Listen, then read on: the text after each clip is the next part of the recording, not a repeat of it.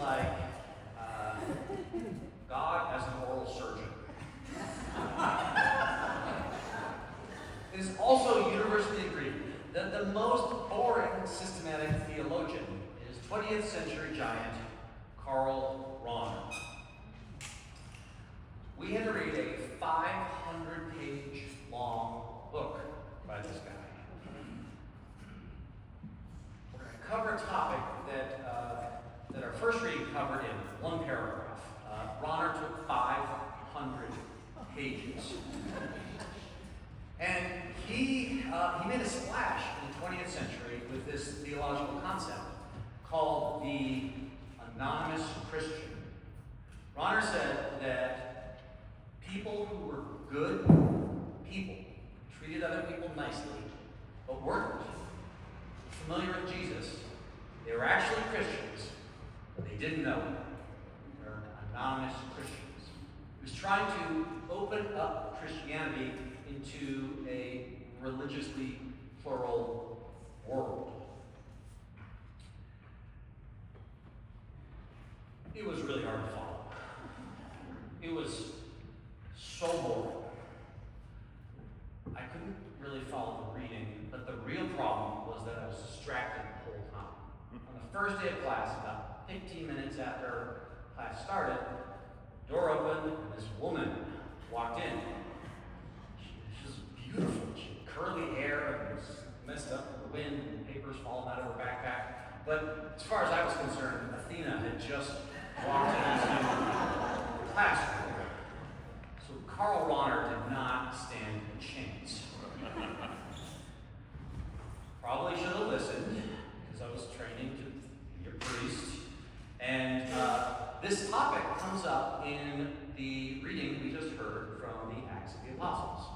So much of the Acts of the Apostles, Paul is traveling around Europe, or traveling on the Mediterranean on a cruise without virus. And in this episode, he is in Athens, and Luke casts him as Socrates. He wanders through Athens, arguing with learned scholars and theologians and philosophers about the meaning of life. A few sentences earlier in the part we heard, he gets into pretty deep arguments with an Epicurean and a Stoic. Paul is trying to speak the language of the people who he is addressing. We heard that line, "In him we live and move and have our being." That is repeated many times in the Book of Common Prayer, and it's plagiarism. It comes from Stoic philosophy, not Christianity. Paul had a difficult job. He grew up in a Jewish monoculture. There was no other way for him to be in the world. But in Athens, there were dozens of different ways to encounter God and the universe. He was trying to find common ground. And in this religious cacophony, he looked up and he saw an inscription on a temple. This was an actual place. It's a hill just below the Acropolis. And at the foot of the temple, it said, "To an unknown God." Paul said he knew who that God was. "What therefore you worship as unknown, this I proclaim to you, the God who made the world and everything in it, he who is Lord of heaven and earth." Basically, Paul was arguing that other faiths have a dotted line on the org chart to Yahweh.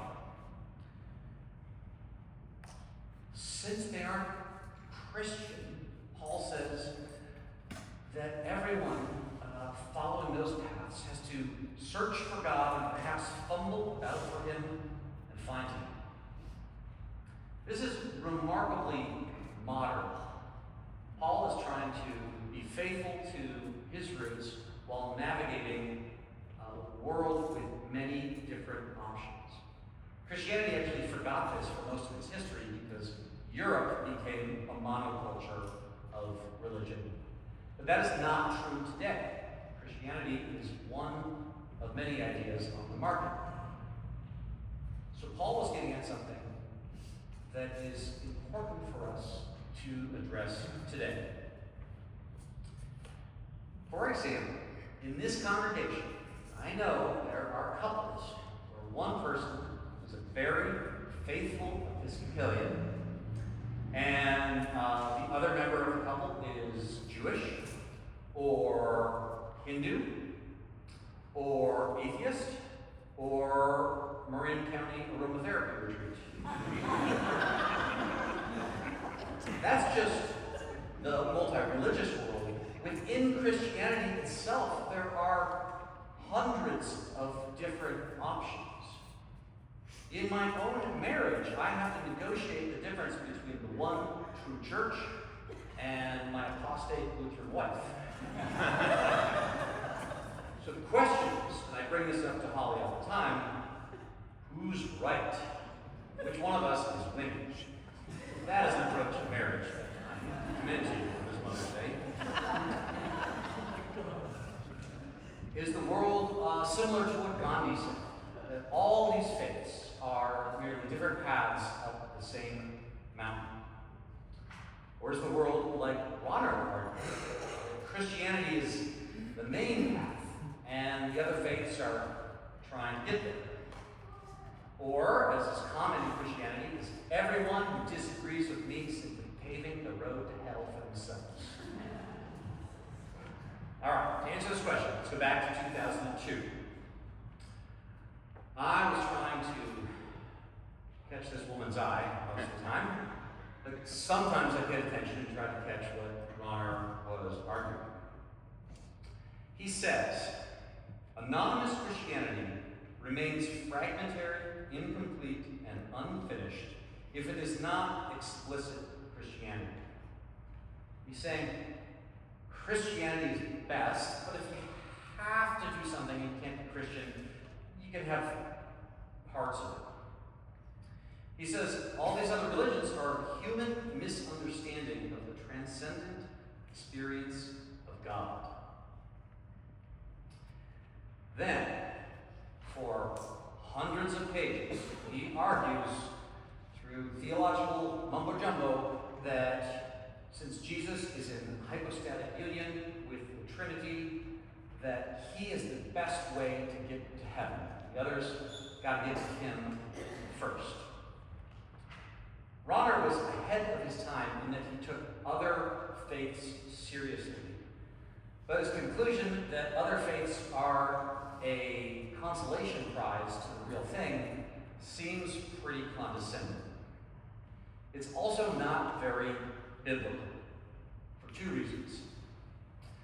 The first is that it threatens to turn Christianity into a competition between religions. And that veers into tribalism, where one's identity becomes defending one's beliefs and opposing people on the other team. Religious tribalism is just a few steps away from religious nationalism, which has much more dramatically worse effects. All that is anathema to what Jesus taught. The other reason I think Ronner's argument fails is that Jesus spent almost no time talking about belief. He was not very interested in theology. Jesus did not ask people to worship him. He asked people to follow his example, to live like he did. And his example is very clear, though very difficult. He summarized the whole thing when he said, love your neighbor as yourself. And then he gave that very difficult example, foot washing, treating your neighbor as if they are vulnerable and need your love. Jesus asked people to see the spark of God in every human heart, regardless of what kind of church they went to. For Jesus, spirituality seems to have been profoundly relational.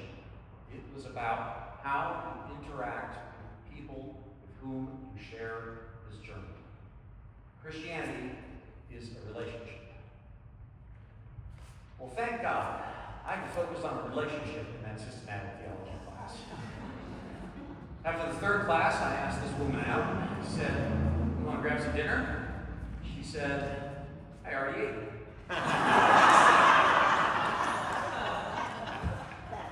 I kept trying. I got her phone number, and the next week she allowed me to take her out for dinner. We kept going out, and then we actually applied what St. Paul talks about in today's reading. We made it to the stage where we were perhaps fumbling about. That eventually led to engagement. It all worked out. But that line I really do take seriously. Search for God and perhaps fumble about for Him and find Him. That is one of my favorite lines in the whole Bible. It is not about theological certainty. It is about moving and searching and sometimes failing and sometimes finding. And as Jesus encouraged us to do, it is about looking for God in our neighbors, even in our spouses, when we disagree with them. My takeaway from Paul's teaching is that if we try to see God in each other, regardless of what our theology is, we are on the right path.